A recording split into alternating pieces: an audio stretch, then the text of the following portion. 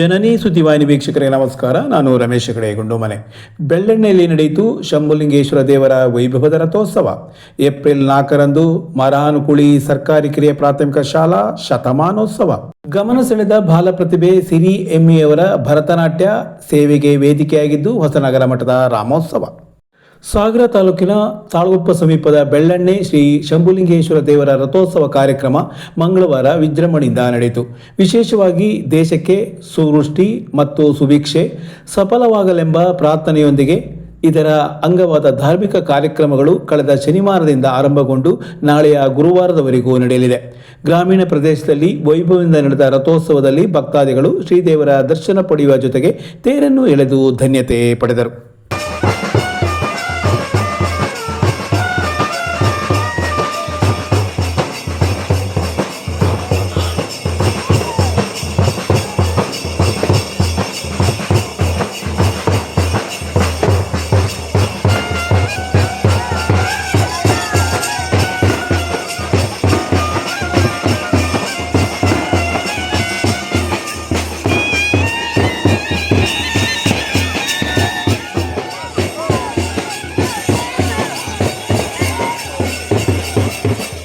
ಸಾಗರ ತಾಲೂಕಿನ ಮರಹಾನುಕುಳಿ ಸರ್ಕಾರಿ ಕಿರಿಯ ಪ್ರಾಥಮಿಕ ಶಾಲೆಯ ಶತಮಾನೋತ್ಸವ ಕಾರ್ಯಕ್ರಮವನ್ನು ಶಾಲಾ ಶತಮಾನೋತ್ಸವ ಆಚರಣಾ ಸಮಿತಿ ಹಾಗೂ ಶಾಲಾಭಿವೃದ್ಧಿ ಸಮಿತಿಯ ಆಶ್ರಯದಲ್ಲಿ ಏಪ್ರಿಲ್ 4ರಂದು ನಡೆಸಲಿದ್ದಾರೆ.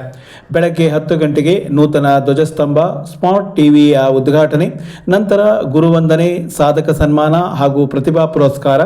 ಸಂಜೆ 4:30ಕ್ಕೆ ಸಾಂಸ್ಕೃತಿಕ ಕಾರ್ಯಕ್ರಮಗಳು ಜರುಗಲಿದೆ.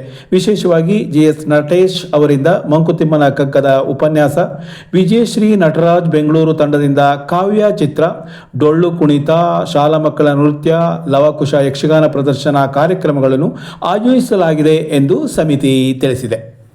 ಹೊಸನಗರ ರಾಮಚಂದ್ರಾಪುರ ಮಠದಲ್ಲಿ ಈಚೆಗೆ ನಡೆದ ರಾಮೋತ್ಸವ ಶ್ರೀ ರಾಮ ಸಾಮ್ರಾಜ್ಯ ಪಟ್ಟಾಭಿಷೇಕ ಕಾರ್ಯಕ್ರಮದ ಅಷ್ಟಾಂಗ ಸೇವೆಯಲ್ಲಿ ಕಲಾವಿದೆ ಸಿರಿ MV ಅವರ ಭರತನಾಟ್ಯ ಸೇವೆ ನಡೆಯಿತು. ಇದಲ್ಲದೆ ಇದಕ್ಕೂ ಮುನ್ನಾ ದಿನ ಹೊಸನಗರ ರಾಗಲಹರಿ ಸಂಗೀತ ಮತ್ತು ಗಮಕ ವಿದ್ಯಾಲಯದ ಅನುಪಮಾ ಸುರೇಶ್ ಹಾಗೂ ಉಪನ್ಯಾಸಕಿ ವಸುಧಾ ಚೈತನ್ಯ ಅವರಿಂದ ನಳಚರಿತ್ರೆ ಗಮಕ ಕಾರ್ಯಕ್ರಮ ಕೂಡ ಜರುಗಿತ್ತು.